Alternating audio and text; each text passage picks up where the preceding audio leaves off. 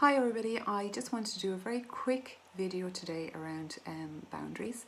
Boundaries are very important, especially at the moment. We're all in secluded spaces with people, we're seeing the same people regularly, consistently over long periods of time, and again we're out of our routine of getting breaks by going to work or mixing with our friends, going out, or else engaging in our hobbies. So it's really important to be connected to our boundaries and to know how to say what our needs are. And boundaries are all about protecting ourselves, and they're also about protecting our relationships.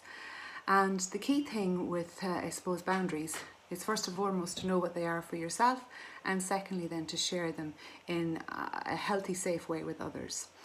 So an example of poor boundaries is probably staying silent when you should be speaking up about something. It's when you let specific behaviour go on without saying how you felt, or when you keep showing up allowing the same thing to happen over and over again. And what we tend to do is we tend to expect people to automatically know what our boundaries are. Now some behaviour, people should really kind of, they probably do know that they're overstretching the boundaries and they're testing, and some people are designed like that and some people will do that. But there are some situations and scenarios where people actually genuinely didn't realise, and we are the ones who probably should have been more clear. So it's about being able to identify in those areas too. What happens when we don't state our boundaries is what we tend to do is we tend to end up resenting people, we pull back from the relationship, we start getting either passive aggressive, we resent them, we're kind of going to ourselves, they should have known that, or how come they had to have known. We have this piece where we're automatically, assuming that people should know. And when we get clear ourselves about what our boundaries are, the next most important thing is to know how to safely communicate that. And what can be really, really effective is if we start from the place of I feel. Because when you go in with the blame piece, like you did this to me, or you need to change, or why are you doing that, people are going to automatically go on the defense because they're feeling accused of something. But when you come from the place of being very specific about your feelings and naming the actual emotion very accurately that you're feeling, so you yourself are knowing and you're very in touch with what it is that you're feeling, and by relating the feeling to a specific example of an incident, because you might have more than one incident, and by owning it yourself, you're saying I feel.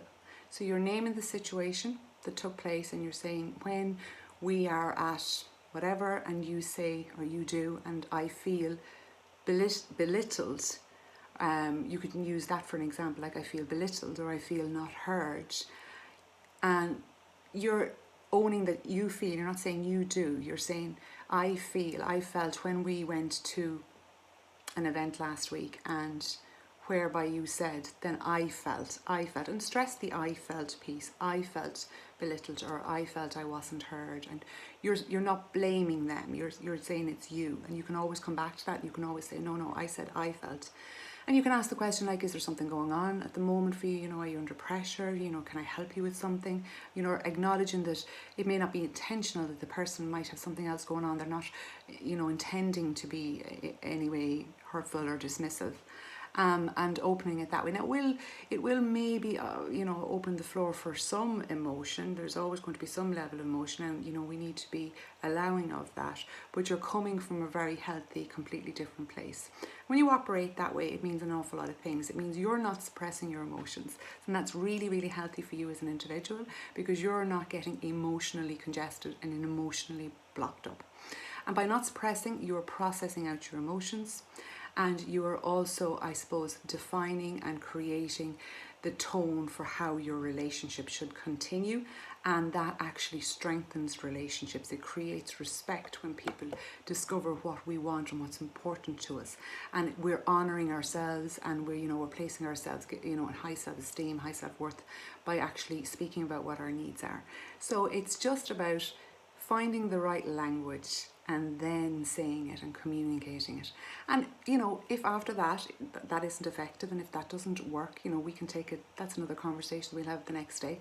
But for the moment, I suppose to start from the place of I feel instead of the place of you did or you make me feel, or instead of the place of the whole blame place, or you need to change, or you need the control piece, or you need to stop doing that, or don't go at it that way. The I feel place first of all, and letting somebody know what is and what isn't acceptable to you, and what does and what doesn't work for you. And you can softly say, you know, I wanted to talk about this with you because, you know, it's not working for me, and, you know, I can't continue like this. So soft language to start off with really helps to strengthen relationships, because people appreciate being communicated to in a positive, healthy way.